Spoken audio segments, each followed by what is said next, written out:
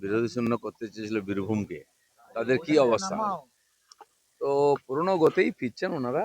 কি আছে, যে রাজনীতিটা মমতা ব্যানার্জি করতেন, আমাকে মেরেছে বলে রাস্তায় গড়াগড়ি দেওয়া, আমাকে ধমকেছে বলে বিধানসভা ভেঙে গুঁড়িয়ে দেওয়া, ঠিক একইভাবে আমাকে আঙুল দেখিয়েছে আমি রাস্তায় দাঁড়িয়ে চিৎকার করব, আমি রাস্তায় গড়াগড়ি দেবো, আমাকে এই করেছে, আমাদের নাম কথা শোনেনি, আমরা এই করব। মমতা ব্যানার্জি এখন সেই মিথ্যা কথা লোককে খেপাচ্ছেন।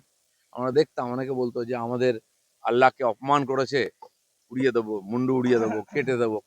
ঠিক একই রকম ভাবে এখানে মিথ্যা প্রচার করে আর বিধানসভা ভেঙে দিয়ে ফাইন দিতে হয়েছে। আজকের নেতাও ঠিক তাই করছেন।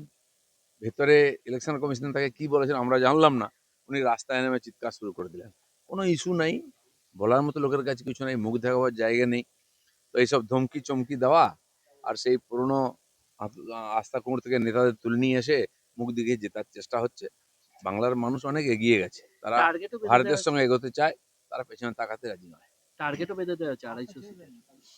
250 কেন, পুরো 294 সিট ওনারা নিয়ে নিন না। এর আগে তো লোকসভার সময় বলতেন 42-42 চাই, পরিণতি কি হয়েছে? তো সেই জন্য দেখুন এবারে যতক্ষণ না ভোট হচ্ছে, রেজাল্ট হচ্ছে, এরকমই চলবে যেভাবে ইলেকশন কমিশন টাইট দিচ্ছে এসআইআর এর মাধ্যমে।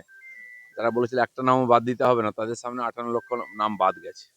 চলছে এখনো এক্সারসাইজ, আগামী দিনে সবাই দেখতে পাবে কি হবে। অভিষেক বন্দ্যোপাধ্যায় বলছেন বিজেপিকে কোনোভাবে মাথাচাড়া করতে দেওয়া যাবে না, কোনোভাবে মাথা তুলতে দেওয়া যাবে না। ভোটের আগেই বিভিন্ন জায়গায় বিজেপি নেতাকর্মীদের ধরে ধরে মারধর করা হচ্ছে। বিজেপি তো এই ধরনের সংঘর্ষের মাধ্যমে এগিয়েছে, মারা খুন করা কেস দেওয়া আগেও দিয়েছে, আর কি করবে। মাথা ছাড়া দেবে না বলতে বলতে প্রধান বিরোধী দল হয়েছে বিজেপি, তার জন্য আমরা বলিদান দিয়েছি।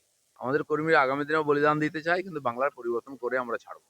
অমর্ত্য সেনকে নোটিশ পাঠানো হয়েছে 6 তারিখের পর, হাজিরা দেয়।